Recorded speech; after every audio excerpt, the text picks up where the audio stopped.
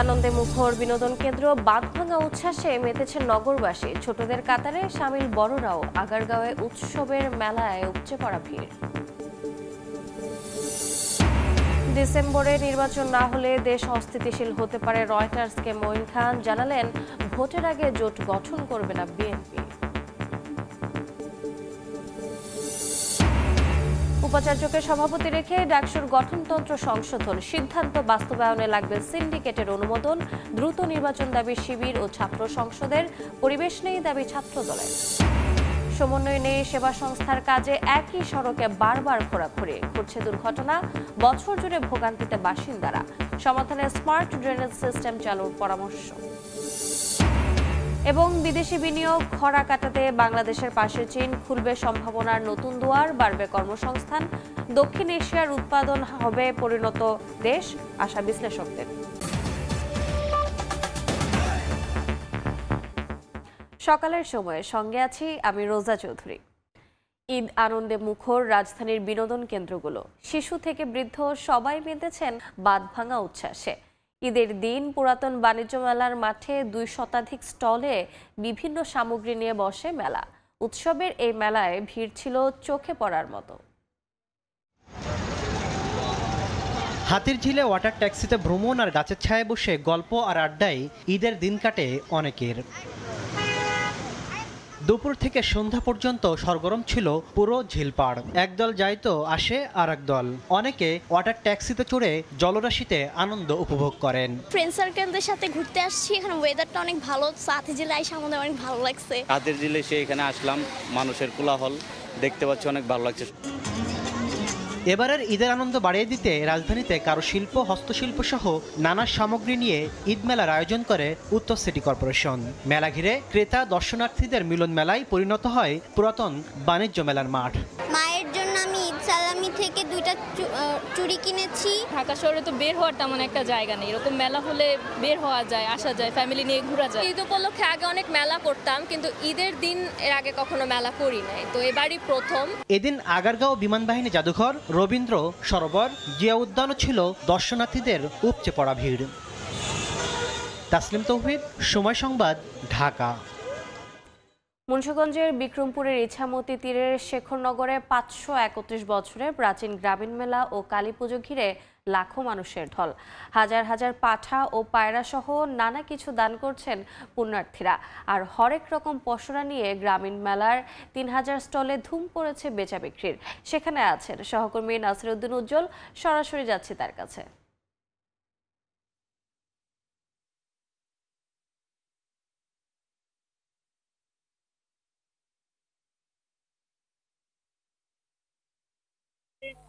যেসব স্টল এসছে সেই স্টলের সবখানে কোথাও নাগরদোলা, কোথাও শিশুদের আকর্ষণ করবার জন্য যেসব জিনিসপত্র রয়েছে, কোথাও খাবার, গ্রামীণ যে খাবার সেগুলো রয়েছে, লোকজন নানা পণ্য পাওয়া যাচ্ছে এখানে।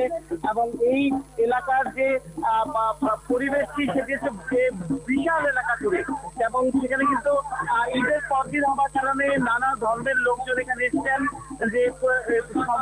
যে সনাতন ধর্মাবলম্বীদের এই মেলাটি ঘিরে এখন কিন্তু সব ধরনের সব সম্প্রদায়ের লোকদেরকে আমরা দেখতে পাচ্ছি। এবং তারা বলছেন যে 901 বঙ্গাব্দ থেকে যে শুরু হওয়া এই মেলা এবং এখানকার যে একটি পূজা হয় সেটি ঘিরে কিন্তু মূলত এই মেলাটি, এবং সেখানে যে ভারত, নেপাল সহ বিভিন্ন দেশের পুণ্যার্থীরা কিন্তু এখানে এসছেন। এবং যারা এই কালী পুজোতে এসছেন তারা কিন্তু মেলাতে বেশি সবাই দিচ্ছেন, এবং সেখানে যে তাদের প্রয়োজনীয় সামগ্রী সেগুলো কিন্তু তারা ক্রয় করছেন। এবং দলে দলে সেখানে এক পাশ থেকে ছুটছেন এই বৃহত্তর মেলাটায়।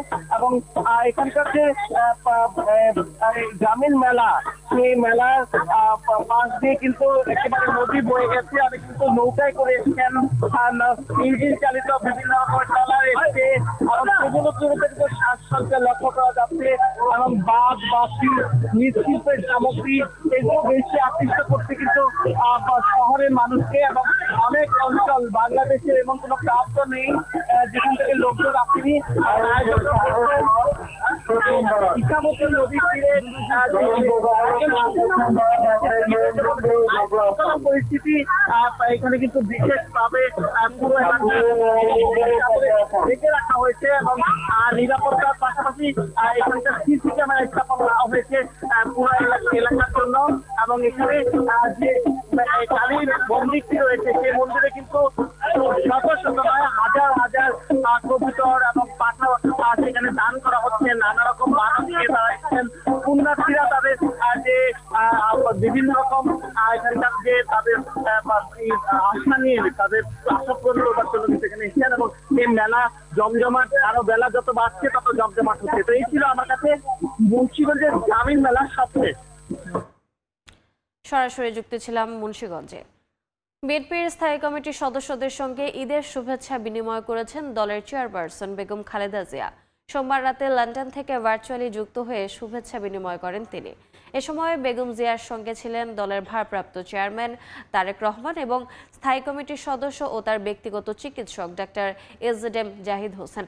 এদিকে গুলশানে বিএনপি চেয়ারপারসনের কার্যালয়ে উপস্থিত ছিলেন মহাসচিব মির্জা ফখরুল ইসলাম আলমগীর, স্থায়ী কমিটির সদস্য ডক্টর খন্দকার মোশাররফ হোসেন, মির্জা আব্বাস, গয়েশ্বর চন্দ্র রায়, নজরুল ইসলাম খান ও বেগম সেলিমা রহমান সহ দলের অঙ্গ সংগঠনের নেতারা। সভা শেষে মোনাজাতে বেগম খালেদা জিয়া দেশের মানুষের মঙ্গল কামনা করেন।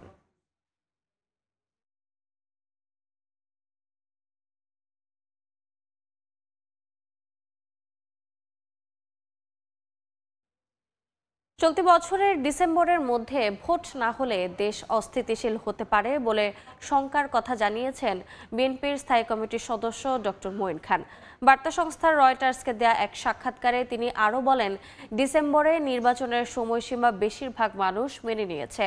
দ্রুত সময়ের মধ্যে ভোট না হলে জনগণের মধ্যে তীব্র অসন্তোষ দেখা দেবে বলেও মন্তব্য করেন মঈন খান। জানান, নির্বাচনের আগে কোনো ভোট গঠন করবে না বিএনপি।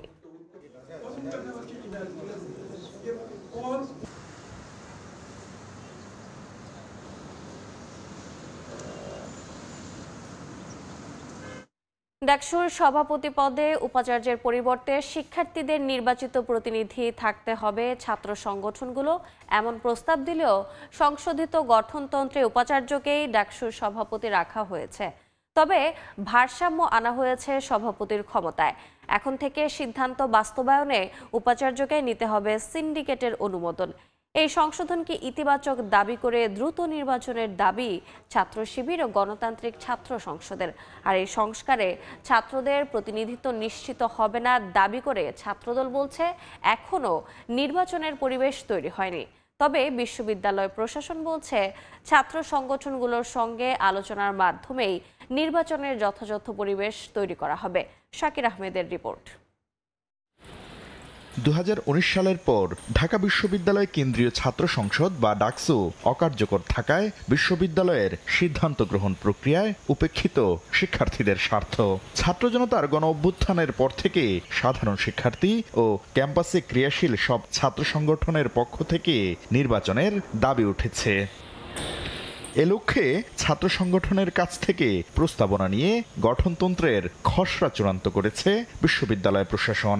সভাপতি পদে উপাচার্যের পরিবর্তে শিক্ষার্থীদের নির্বাচিত প্রতিনিধি রাখার প্রস্তাব দিয়েছিল বেশিরভাগ ছাত্র সংগঠন। সে দাবির প্রতিফলন হয়নি সংশোধিত খসড়া গঠনতন্ত্রে। তবে এবার সভাপতির ক্ষমতায় ভারসাম্য আনা হয়েছে জানিয়ে প্রশাসন বলছে, এখন থেকে সিদ্ধান্ত বাস্তবায়নে উপাচার্যকে নিতে হবে সিন্ডিকেটের অনুমোদন। এছাড়া সভাপতির সিদ্ধান্তের বিরুদ্ধে বিচারিক আদালতে পদক্ষেপ নেয়ার সুযোগও রাখা হয়েছে। সভাপতি মোটামুটি একক ছিল, ভেঙে দেওয়ার ডাকসু ইত্যাদি ইত্যাদি, কিন্তু আমরা এই ক্ষমতাটা সভাপতির থাকার প্রয়োজন আছে, কিন্তু আমরা মনে করছি একচ্ছত্র থাকা উচিত না। সেজন্য আমরা ওখানে করেছি, ওনার এই কর্তৃত্বে সিন্ডিকেটের সুপারিশ ছাড়া এটা করতে পারবেন না, সেটা আমরা রেখেছি। দাবি পুরোপুরি পূরণ না হলেও উপাচার্যের ক্ষমতায় ভারসাম্য আনাকে ইতিবাচক হিসেবে দেখছে বাংলাদেশ গণতান্ত্রিক ছাত্র সংসদ ও ইসলামী ছাত্র শিবির।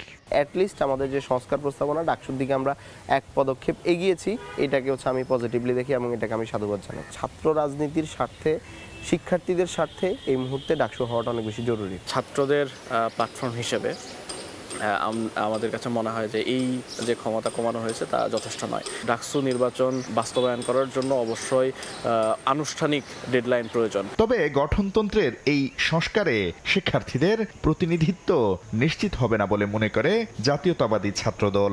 সংগঠনটি বলছে এই মুহূর্তে নির্বাচন হলে তা নির্দিষ্ট শক্তি দ্বারা প্রভাবিত হবে। এই সংস্কারের মধ্য দিয়ে শিক্ষার্থীদের পরিপূর্ণ যে প্রতিনিধিত্ব সেটি নিশ্চিত হয় না। ডাকসু নির্বাচন খুবই সেন্সিটিভ একটা বিষয় এবং এটাকে কেন্দ্র করে বাংলাদেশে যে কোনো ধরনের ষড়যন্ত্র কিন্তু হতে পারে আমরা মনে করি। এখন এই পরিবেশটা নিশ্চিত করার দায়িত্ব বিশ্ববিদ্যালয় প্রশাসনের। এপ্রিলের মধ্যেই গঠনতন্ত্র ও আচরণবিধি সিন্ডিকেটে চূড়ান্ত হওয়ার কথা রয়েছে। এরপর প্রধান নির্বাচন কমিশনার নিয়োগের মাধ্যমে নির্বাচনের পথে অগ্রসর হতে চায় বিশ্ববিদ্যালয় প্রশাসন। এই 3টা কমিটি আশা করি এপ্রিলের মাঝামাঝি সিন্ডিকেটে চূড়ান্ত হয়ে যাবে। তারপর নির্বাচন কমিশন নিয়োগ হবে, নির্বাচন কমিশনার তার শিডিউল ঘোষণা করবেন, তার আগে হয়তো ভোটার তালিকার জন্য হলগুলোতে বলবেন। অংশীজনের সঙ্গে আলোচনার মাধ্যমে নির্বাচনের সুষ্ঠু পরিবেশ নিশ্চিত করা সহ সব চ্যালেঞ্জ থেকে উত্তরণের আশা কর্তৃপক্ষের। কিভাবে আমরা পরিবেশটাকে আরো ঠিক করতে পারি তাদের মতামতটা আমরা নিব। শাকির আহমেদ, সময় সংবাদ, ঢাকা। একই সড়কে বারবার খোঁড়াখুঁড়ি, সেবা সংস্থার কাজে নেই কোনো সমন্বয়। বছরের বেশিরভাগ সময় দুর্ভোগ পোহাতে হচ্ছে নগরবাসীকে। নগর পরিকল্পনাবিদ বলছেন ভিন্ন ভিন্ন টেন্ডার থেকে অর্থ আত্মসাৎ করতেই সমন্বয় নেই কাজে।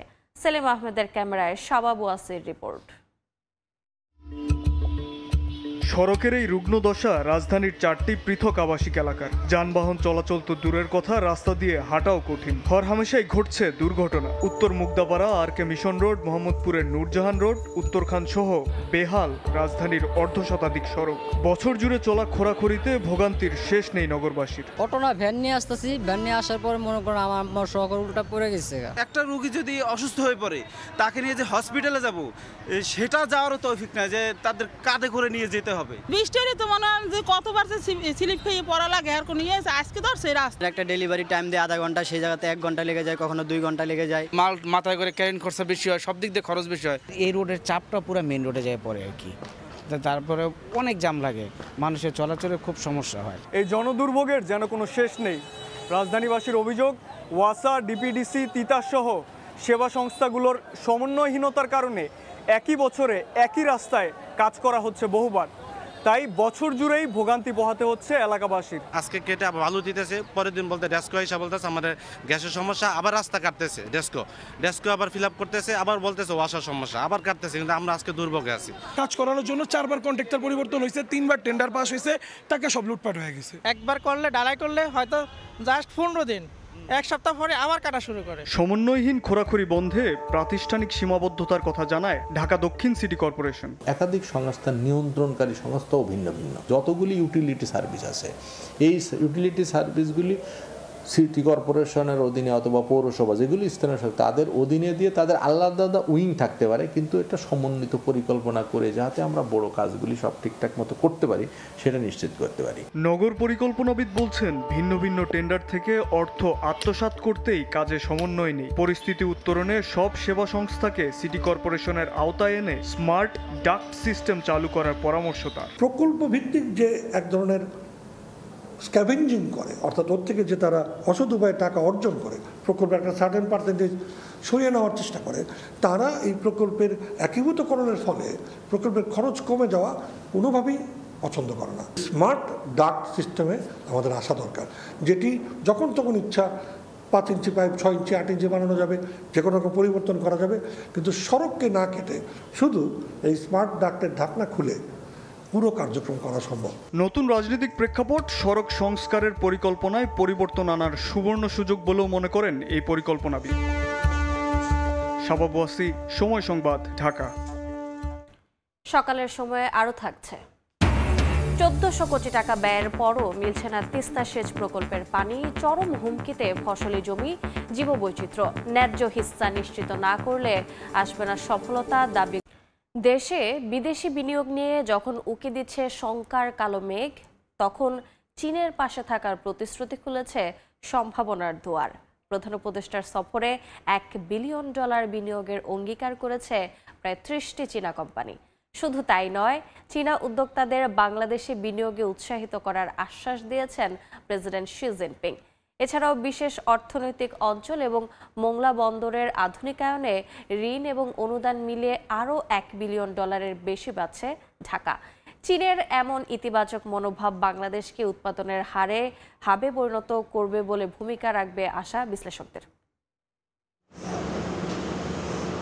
স্বল্পোন্নত থেকে উন্নয়নশীল দেশের যাত্রায় দরকার ব্যাপক বিদেশি বিনিয়োগ, অথচ গত কয়েক অর্থ বছরে প্রাপ্তির হিসেবটা নামমাত্র।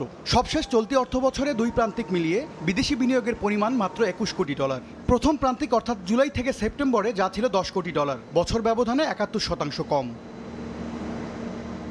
এমন বাস্তবতায় চীন সফরে যান প্রধান উপদেষ্টা ডক্টর মোহাম্মদ ইউনুস। বিশ্বের বৃহত্তম সৌর প্যানেল উৎপাদনকারী কোম্পানি লঞ্জি, মোবাইল ফোন প্রস্তুতকারক Oppo, China civil engineering construction company, Hisense international সহ শীর্ষ চীনা কোম্পানির প্রতিনিধিদের নিয়ে বৈঠক করেন তিনি। বাংলাদেশ ব্যবসার জন্য কতটা উন্মুক্ত তা তুলে ধরা হয় এই বৈঠকে। আমরা আশা করছি চাইনিজ ইনভেস্টমেন্ট অনেক ম্যাসিভলি বাংলাদেশে আসবে। চীন সরকার ও চীনা কোম্পানিগুলোর কাছ থেকে $2.1 বিলিয়ন বিনিয়োগ, ঋণ ও অনুদানের প্রতিশ্রুতি পেয়েছে বাংলাদেশ। প্রেস সচিব জানান, বাংলাদেশে বিনিয়োগে চীনা উদ্যোক্তাদের উৎসাহিত করার আশ্বাস দিয়েছেন প্রেসিডেন্ট শি জিনপিং।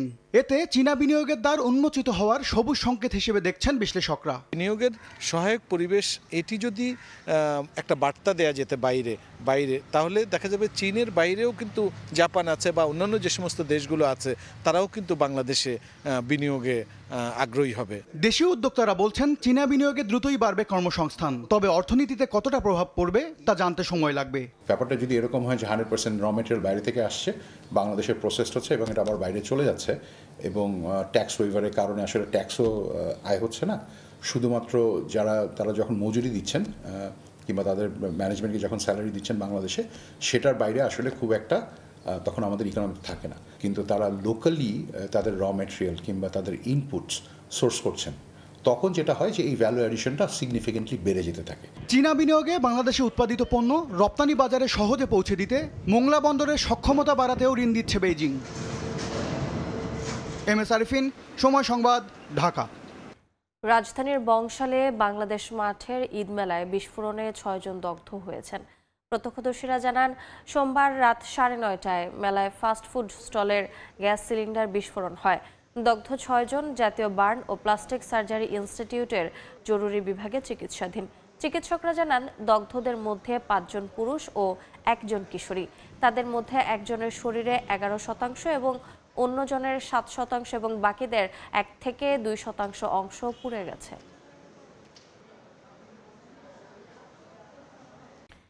এবারও তিস্তা সেচ প্রকল্পের বাইরে থাকছে 29,000 হেক্টর কৃষি জমি।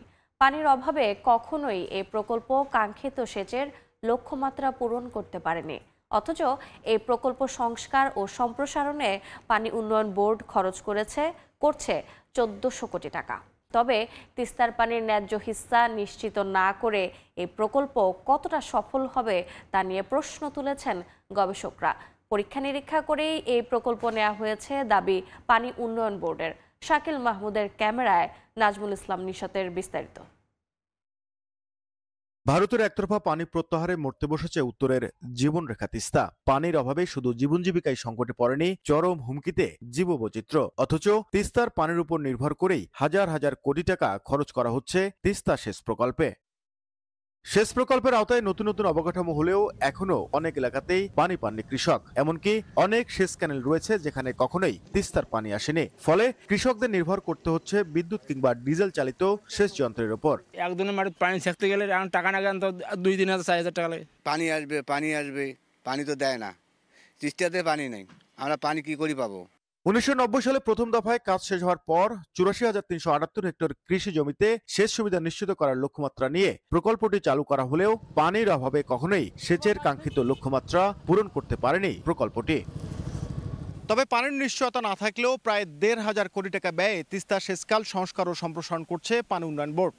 তাদের দাবি, প্রকল্পটি শেষ হলে 705 কিলোমিটার দীর্ঘ সেকেন্ডারি ও টার্সিয়ারি সেচ ক্যানেলের মাধ্যমে প্রায় 1 লাখ হেক্টর কৃষি জমিতে সেচ দেওয়া সম্ভব হবে।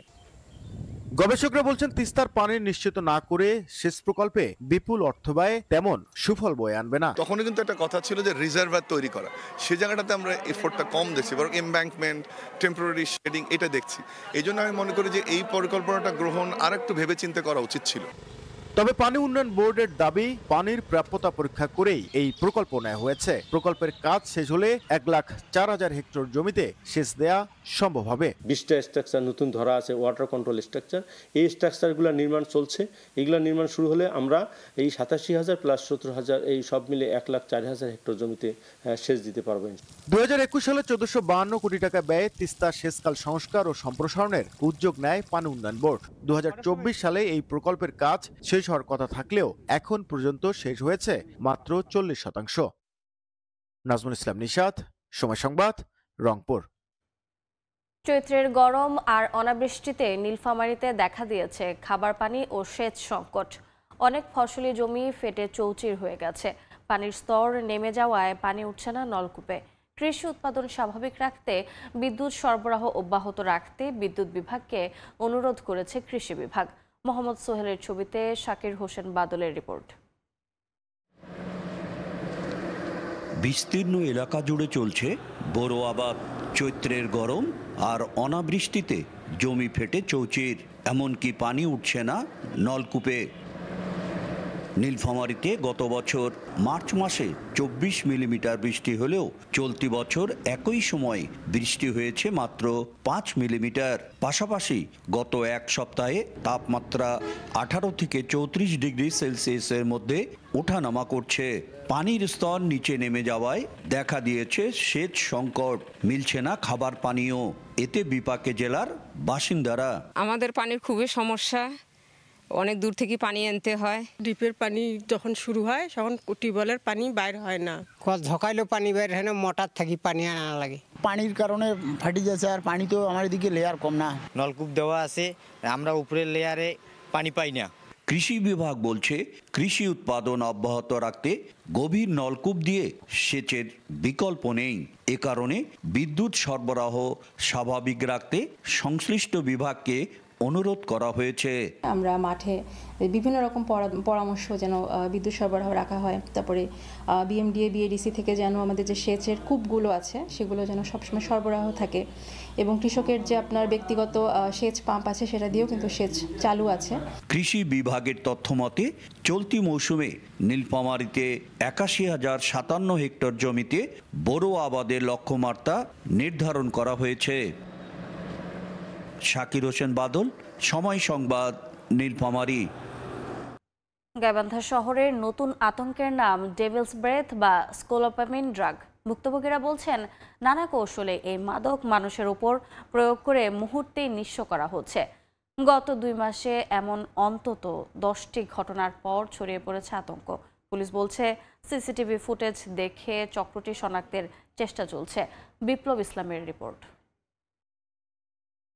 3 মার্চ দুপুরে গাইবান্ধা শহরের পুরাতন বাজারের গ্যাস ব্যবসায়ী আঞ্জু বেগমকে দোকানের ঠিকানা জানতে চেয়ে একটি কাগজ মুখের সামনে দেখায় কয়েকজন যুবক। তাৎক্ষণিক কাগজে থাকা মাদকে আসক্ত হয়ে যুবকদের সঙ্গে পাশের একটি ভবনের সিঁড়ির নিচে যান তিনি। পরে নিজের স্বর্ণ অলংকার ও নগদ টাকা স্বেচ্ছায় যুবকদের হাতে তুলে দেন। আমার নাক বরাবর এইভাবে ইয়া করছে, সত্তা মারছে, তখন মারার পর ওদের সাথে তো যে চলে গেছে ওই জায়গাটা। ওই এখন বলতেছে আপনার চেনটা দেন, মোবাইলটা চাইলো, হাতের মোবাইলটা দেন, আমি মোবাইলটাও দিচ্ছি। গাইবান্ধা শহরের বর্তমান আতঙ্কের নাম ডেভিলস ব্রেথ বা স্কোপোলামিন ড্রাগ। ভুক্তভোগী ও স্থানীয়রা বলছেন নানা কৌশলে এই মাদকযুক্ত কোনো কাগজ বা কাপড় মানুষের উপর প্রয়োগ করে মুহূর্তেই নিঃস্ব করা হচ্ছে। গত 2 মাসে এমন কয়েকটি ঘটনা ঘটার পর আতঙ্ক ছড়িয়ে পড়েছে পুরো শহরে। চক্রটি এখনো ধরা না পড়ায় ক্ষুব্ধ তারা। অভিযোগ উঠেছে পুলিশের নিষ্ক্রিয়তা নিয়ে। আমরা সবসময় আতঙ্কের মধ্যেই থাকি, ওটা ধরাটা উচিত। বিভিন্নভাবে আসছে, এক এক জায়গায় এক এক রকম। যেমন আমার এখানে আসছিল সিরা নোট বদলাইতে 3-4টা ঘটনা। কমিশনারের বোনের সোনার গানের দুল, গলার মালা টাল সব খুলে নিচ্ছে। বললো আপনার কাছে কাটা টাকা আছে নাকি, সিরা টাকা তো কত করে, যে শতকরা 80 টাকা। তো ওনার ওই টাকা ওনাকে বদলাই দিয়েছিস 690 টাকা। ওই টাকার ভিতরে কি করছে পরে আমি বলতে পারি না। তবে পুলিশ বলছে সম্প্রতি এ ধরনের ঘটনায় মামলা হওয়ায় সিসিটিভি ফুটেজ দেখে চক্রটি শনাক্তের চেষ্টা চলছে। আমাদের কাজ চলছে, আমাদের যেহেতু কয়েকটি মামলা হয়েছে, আমরা ইনভেস্টিগেশনে আমাদের টিম মাঠে আছে, আমরা ভবিষ্যতে আপনাদেরকে এ বিষয়ে অবগত করব। পুলিশের তথ্য মতে গত 2 মাসে গাইবান্ধা জেলায় ডেভিলস ব্রেথ মাদক ব্যবহার করে ছিনতাইয়ের অন্তত 10টি ঘটনা ঘটেছে। বিপ্লব ইসলাম, সময় সংবাদ, গাইবান্ধা। পঞ্চগড়ের হাসপাতালগুলোতে গত 1 মাস ধরে নেই জলাতঙ্কের ভ্যাকসিন। এতে বিপাকে পড়েছেন কুকুরের কামড়ে আহতরা। সরকারি ভ্যাকসিন না পেয়ে বেশি দামে দোকান থেকে কিনতে হচ্ছে তাদের। তবে জলাতঙ্ক রোগী বাড়ার কথা স্বীকার করলেও কোনো সমাধান নেই স্বাস্থ্য বিভাগের কাছে। মনিরুল ইসলামের ছবিতে সোহাগ হায়দারের রিপোর্ট। হাসপাতালের জলাতঙ্কের সেবা প্রদান কক্ষে রোগীদের ভিড়। কুকুরের কামড়ে আহত হয়ে ভ্যাকসিন নিচ্ছেন তারা। স্বাস্থ্য বিভাগের তথ্য মতে সম্প্রতি পঞ্চগড়ে বেড়েছে কুকুরে কামড়ে আক্রান্তদের সংখ্যা। প্রতিদিনই বিভিন্ন হাসপাতালে সেবা নিতে আসছেন রোগীরা। তবে জেলার সরকারি হাসপাতালগুলোতে গত 1 মাস ধরে মিলছে না জলাতঙ্কের ভ্যাকসিন।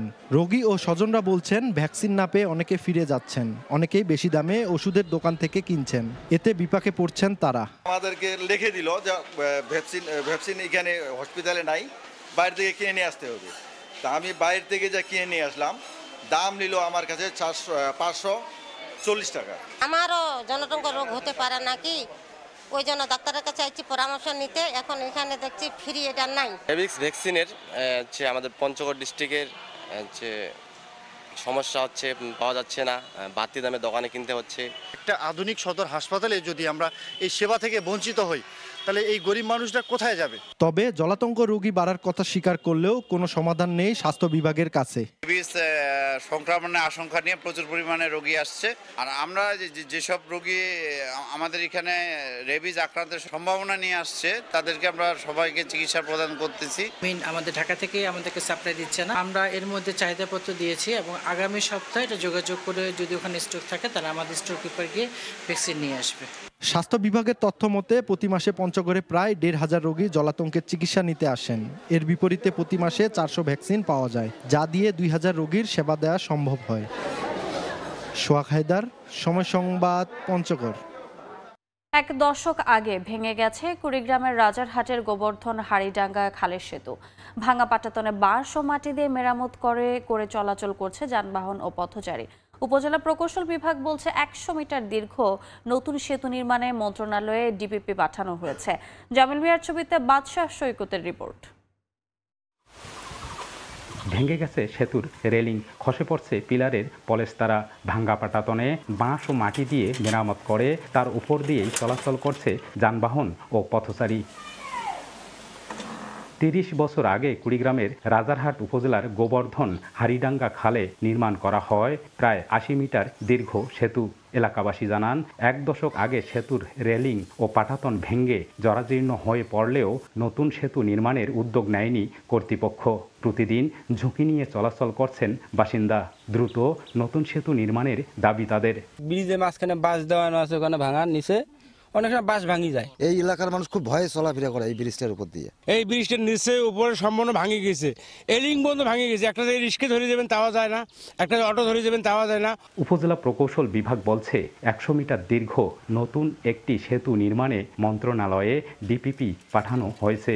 এটা ডিপিপি হিসাবে আমরা অন্তর্ভুক্ত করার জন্য আমরা ঢাকায় অ্যাপ্রেজাল ফরম্যাটে রিপোর্ট পাঠিয়েছি। আশা করি যে এই প্রকল্পের মাধ্যমে এই ব্রিজটি বাস্তবায়ন করা সম্ভব হবে। গোবর্ধন হাড়িডাঙ্গা খালের সেতুর উপর দিয়ে দৈনিক শত শত যানবাহনের পাশাপাশি আশপাশের 10 গ্রামের প্রায় 20,000 মানুষ যাতায়াত করেন। বাদশাহ সৈকত, সময় সংবাদ, কুড়িগ্রাম। ঠাকুরগাঁওয়ের লিচু বাগানে মুকুলের সমারোহ, সেই সঙ্গে বাগানে মৌমাছির অবাধ বিচরণ। ফলে মধু সংগ্রহ করতে দূর দূরান্ত থেকে ছুটে এসেছেন চাষিরা। গাছের ফাঁকে ফাঁকে বাক্স বসিয়ে সংগ্রহ করছেন সুস্বাদু খাঁটি মধু। এতে তৈরি হয়েছে কর্মসংস্থান। বিস্তারিত জিয়াউর রহমান বকুলের রিপোর্টে। গাছের ডালে ডালে মুকুলের সমারোহ। এর মিষ্টি গন্ধে এক ফুল থেকে অন্য ফুলে ছুটে বেড়াচ্ছে মৌমাছি। ঠাকুরগাঁয়ের লিচুর বাগানে এখন নানা কর্মযোগ্য। মুকুল ভালো আসায় দেশের বিভিন্ন প্রান্ত থেকে মৌচাষীরা ছুটে এসেছেন বাগানে। গাছের ফাঁকে ফাঁকে বসানো মৌবাক্স থেকে মধু সংগ্রহে ব্যস্ত সময় পার করছেন শ্রমিকরা। আর বাগান থেকেই মধু কিনছেন স্থানীয় ও বাইরের ক্রেতারা। এদিকে মৌমাছির জন্য পরাগায়ন হওয়ায় খুশি বাগান মালিকরা। বক্সগুলো আমরা লিচু বাগানে বসাই, বসানোর পূর্বে দেখা যাচ্ছে আমাদের মৌমাছিগুলো আমরা ছাড়ে দিই, এই মৌমাছিগুলো গাছে যায়, গাছ থেকে মধুটা আনে। মধুটা এখান থেকে আমরা সংগ্রহ করে দোকানে আমরা নিয়ে যাই, বাজারে নিয়ে যাই, সেল দিই। মৌচাষী ওলাগুরা আসে, আমরাও তাদেরকে বসতে দিই। এটার একটা কারণ হচ্ছে আমাদের পরাগায়ন ভালোভাবে ঘটে এবং আমাদের ফল ভালো হয়। মধু উৎপাদন বাড়াতে সরকারি সহায়তার দাবি মৌচাষীদের। বেকারত্ব নিরসনের ক্ষেত্রে এবং অর্থনৈতিক লাভবানের ক্ষেত্রে এই সেক্টরটি ব্যাপক ভূমিকা পালন করছে। এখানে যদি বাংলাদেশ গভর্নমেন্ট একটু দৃষ্টি দেয় তাহলে আমরা সেই 1000 কোটি টাকার সম্পদ আমরা সংরক্ষণ করতে পারবো। মধু উৎপাদন বাড়াতে সব ধরনের পরামর্শ দেওয়ার কথা জানায় কৃষি বিভাগ। গাছগুলো সবই ফুলে ফুলে সুশোভিত এবং এই মুহূর্তে আমাদের মৌয়ালরা বিশেষ করে কেউ কেউ বিক্ষিপ্তভাবে, আবার কেউ কেউ মৌ কলোনি সেগুলো স্থাপন করতে যাচ্ছে। কৃষি বিভাগের তথ্য মতে ঠাকুরগাঁয়ে প্রায় 300 হেক্টর জমিতে লিচু বাগান রয়েছে। চলতি মৌসুমে এসব বাগান থেকে 300 মেট্রিক টনের বেশি মধু সংগ্রহ করা হবে। জিয়াউর রহমান বকুল, সময় সংবাদ, ঠাকুরগাঁও। ইউরোপীয় পার্লামেন্টের দেয়া তহবিল আত্মসাতের অভিযোগে ফ্রান্সের ডানপন্থী রাজনীতিবিদ মেরিন লপেনকে আসন্ন নির্বাচনে অংশ নেয়ার ওপর নিষেধাজ্ঞা দিয়েছেন আদালত। দীর্ঘ বিচার প্রক্রিয়া শেষে আদালত তাকে দোষী সাব্যস্ত করে রায় দিয়েছেন সোমবার। আদালত বলেন, ইউরোপীয় পার্লামেন্ট থেকে প্রাপ্ত 30 লাখ ইউরো দলীয় কর্মীদের বেতন দিতে ব্যবহার করেন লোপেন। 2004 থেকে 2016 সাল পর্যন্ত ইউরোপীয় পার্লামেন্টের তহবিল থেকে প্রায় 30 লাখ ইউরো আত্মসাতের অভিযোগে আদালতে বিচারের মুখোমুখি হন ফ্রান্সের ডানপন্থী দল ন্যাশনাল র্যালির রাজনীতিবিদ মেরিন লোপেন। তদন্তে উঠে আসে এই অর্থ দলের কর্মীদের বেতন দিতে ব্যবহার করা হয়েছিল, যা আইনসিদ্ধ নয়। দীর্ঘ বিচার প্রক্রিয়া শেষে আদালত তাকে দোষী সাব্যস্ত করেন এবং ভবিষ্যতের যে কোনো সরকারি পদে প্রার্থিতার ওপর নিষেধাজ্ঞা আরোপ করেন। এই মামলায় লপেন ছাড়াও আরও 25 জনের বিরুদ্ধে অভিযোগ আনা হয়েছে। তারা ইউরোপীয় পার্লামেন্টের দেয়া তহবিলের অপব্যবহার করে দলের স্বার্থে ব্যয় করেছেন বলে আদালতের রায়ে উল্লেখ করা হয়। ইউরোপীয় পার্লামেন্টের যেসব কর্মীদের জন্য এই অর্থ বরাদ্দ করা হয়েছিল তারা প্রকৃতপক্ষে কোনো কাজ করেননি বলে তদন্তে উঠে আসে। ফলে এটিকে প্রশাসনিক কোনো ভুল নয়, বরং পরিকল্পিত দুর্নীতি বলে রায়ে জানান আদালত। লপেন রায় শোনার আগে আদালতের কক্ষ ত্যাগ করেন এবং বরাবরের মতো এই অভিযোগকে রাজনৈতিক ষড়যন্ত্র হিসেবে দাবি করেন। তার দলও রায়ের বিরুদ্ধে আপিল করার ঘোষণা দিয়েছে। এই রায়ের কারণে 2027 সালে অনুষ্ঠিত হতে যাওয়া ফরাসি প্রেসিডেন্ট নির্বাচনে লপেনের অংশগ্রহণ নিয়ে অনিশ্চয়তা তৈরি হয়েছে। লপেন এর আগে 3 বার ফ্রান্সের প্রেসিডেন্ট নির্বাচনে প্রতিদ্বন্দ্বিতা করেছেন এবং চতুর্থবারের মতো নির্বাচনে দাঁড়ানোর আগ্রহ প্রকাশ করেছিলেন। তবে আদালতের সাম্প্রতিক রায়ের কারণে তার রাজনৈতিক ক্যারিয়ার নতুন মোড় নিতে পারে। বিশেষজ্ঞরা মনে করছেন এই ঘটনা ফ্রান্সের রাজনীতিতে বড় ধরনের প্রভাব ফেলতে পারে। ইয়াসিন মোহাম্মদ জিসান, সময় সংবাদ। ভিন্ন রকম ঈদ উদযাপন করল বাংলাদেশ নারী ক্রিকেট দল। ভারত বিশ্বকাপ বাছাইয়ের জন্য নারী দলের ক্যাম্প চলায় ছুটি পায়নি নিগার সুলতানা জ্যোতির দল। তাদের জন্য বিশেষ আয়োজন করে বিসিবি। ক্রিকেটারদের সঙ্গে ঈদ আনন্দ ভাগাভাগি করেছেন বিসিবি পরিচালক নাজমুল আবেদিন ফাহিম। বোর্ড থেকে ক্রিকেটাররা পেয়েছেন বিশেষ উপহারও।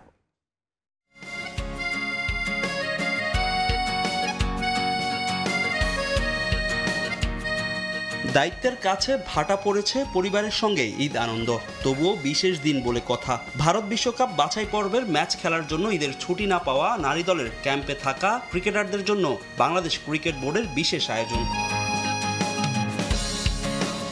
বিসিবির একাডেমির সামনে নানা রূপ আর রঙে জ্যোতি শোভানা মুস্তারিরা পারও করলেন ভিন্ন একটা ঈদ।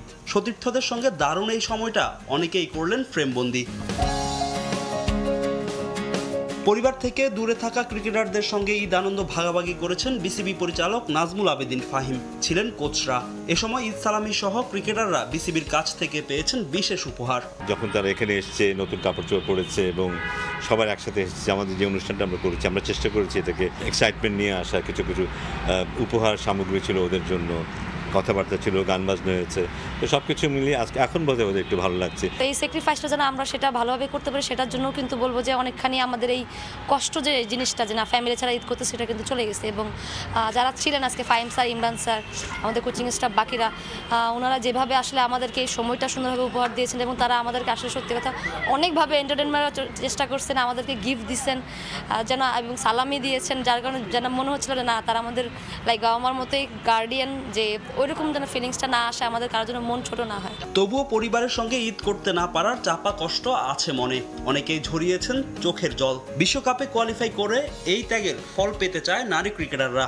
অনেকে আছে যারা হচ্ছে ফ্যামিলির সাথে দূরে থাকাটা আসলে অনেকে নিতে পারে না, কারণ তারা ঈদ ডেতে অ্যাটলিস্ট ফ্যামিলির সঙ্গে থাকতে চায়। স্পেশালি বলবো আমাদের টিমে ফাহিম আপু আছে, ঋতু আপু আছে, ওরা অনেক বেশি ইমোশনাল আছে, ফ্যামিলিকে অনেক বেশি মিস করতেছে। মারুফা ছোট, ওরা স্বর্ণা, বাট একসাথে আজকে একটা বলবো যে গেট টুগেদার হলো। আসলে বিসিবি অনেক ভালো একটা ইনিশিয়েটিভ নিয়েছে, যার কারণে অ্যাটলিস্ট ঈদের দিনটা একটু হলেও স্পেশাল হয়েছে। যাতে আমরা ওয়ার্ল্ড কাপ কোয়ালিফাই করতে পারি, এটার জন্য যদি আমাদের ঈদও স্যাক্রিফাইস করতে হয় আরও 2-3টা, তাহলেও আমরা করবো, এটা সমস্যা নেই, কিন্তু আমরা কোয়ালিফাই করতে চাই। বিশ্বকাপ বাছাই পর্ব খেলার আগে নিজেদের সেরা প্রস্তুতিটা নিয়েছেন নারী ক্রিকেটাররা। ঈদের আগের দিনও করেছেন অনুশীলন, তবে পাকিস্তানের উদ্দেশ্যে উড়াল দেওয়ার আগে আর কোনো অনুশীলন সেশন নেই নিগার সুলতানা জ্যোতিদের। ফাহিম ইসলাম, সময় সংবাদ, ঢাকা। এদিকে নিজ নিজ বাড়িতে পরিবারের সঙ্গে ঈদ আনন্দে মজেছেন জাতীয় দলের ফুটবলাররাও। আত্মীয় স্বজন নিয়ে দিনটা উদযাপন করেছেন মোরসালিন রহমত মিয়ারা। ঈদের নামাজ শেষে এলাকাবাসীর সঙ্গে কুশল বিনিময় করেন তারা। দোয়া ও শুভকামনা জানিয়েছেন দেশবাসীকে। ক্লাব ফুটবল জাতীয় দলের খেলা, ব্যস্ততার মধ্যেই কাটে রহমত মিয়া মোরসালিনদের জীবন। এই এক ঈদই এনে দেয় পরিবার বন্ধুদের সঙ্গে আনন্দ ভাগাভাগি করার সুযোগ। তাই ঈদ উদযাপনে নারীর টানে ফুটবলাররা ঠিকই ছুটে যান নিজ নিজ গ্রামে। তাদের কাছে পেয়ে এলাকাবাসীও হয় আনন্দিত। ঈদ করতে রহমত মিয়া যান মাগুরায়, আর সাদুদ্দিন ঈদ উদযাপন করেন সিলেটে। নামাজ শেষে সেখান থেকে দেশবাসীকে জানান ঈদের শুভেচ্ছা। রোজা আমাদেরকে আত্মসংযম শিখিয়েছে এবং একে অপরের প্রতি হিংসা বিদ্বেষ ভুলে একে অপরের প্রতি ভালোবাসা ছড়িয়ে দিই। সকলকে ঈদ উল ফিতরের শুভেচ্ছা। ঈদ মোবারক। ঈদ মোবারক টু এভরিওয়ান। সবাইকে ঈদের অনেক অনেক শুভেচ্ছা রইল। সবাই আত্মীয় স্বজন, ফ্যামিলি, বন্ধু বান্ধব নিয়ে ঈদ উদযাপন করুন, সুস্থ থাকুন। শেখ মুরসালিন ঈদ উদযাপন করেন ফরিদপুরে। মুসলিমদের এই আনন্দের দিনে প্রবাসীদেরও শুভেচ্ছা জানিয়েছেন ওয়ান্ডার বয়। দেশ এবং দেশের বাইরের অবস্থানরত সবাইকে ঈদের আন্তরিক শুভেচ্ছা। আপনাদের ভালোবাসা ও সমর্থনই আমার শক্তি। এই পবিত্র দিনে সবাই ভালো থাকুন, সুস্থ থাকুন। ঈদ আপনার জীবনে সুখ, শান্তি ও সমৃদ্ধি বয়ে আনুক। ঈদ মোবারক সবাইকে। ধর্ম ভিন্ন হলেও সতীর্থদের শুভেচ্ছা জানাতে ভুল করেননি ডিফেন্ডার তপু বর্মন। পবিত্র এই দিনের শুভেচ্ছা জানিয়েছেন দেশবাসীকেও। দেশবাসীকে পবিত্র ঈদ উল ফিতরের শুভেচ্ছা জানাচ্ছি। ঈদ সবার জীবনে আনন্দ বয়ে আনুক, এই প্রত্যাশাই করছি। সবাই ভালো থাকবেন এবং সুস্থ থাকবেন। মুরসালিনদের আপাতত আন্তর্জাতিক ব্যস্ততা নেই। ঈদের ছুটি শেষে আগামী 11 এপ্রিল থেকে শুরু হবে Bangladesh premier league football. Tamim Hossain, সময় সংবাদ। সকালের সময়ের শীর্ষ সংবাদগুলো জানিয়ে দিচ্ছি আরেকবার।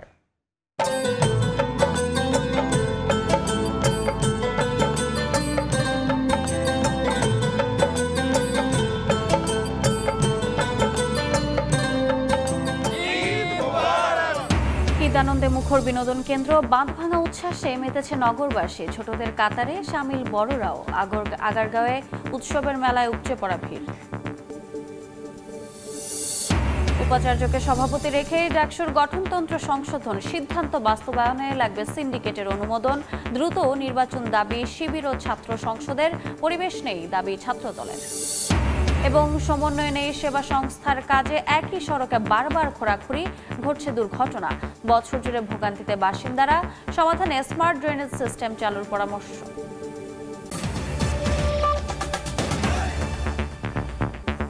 এ ছিল সকালের সময়। সঙ্গে থাকুন সময়ের।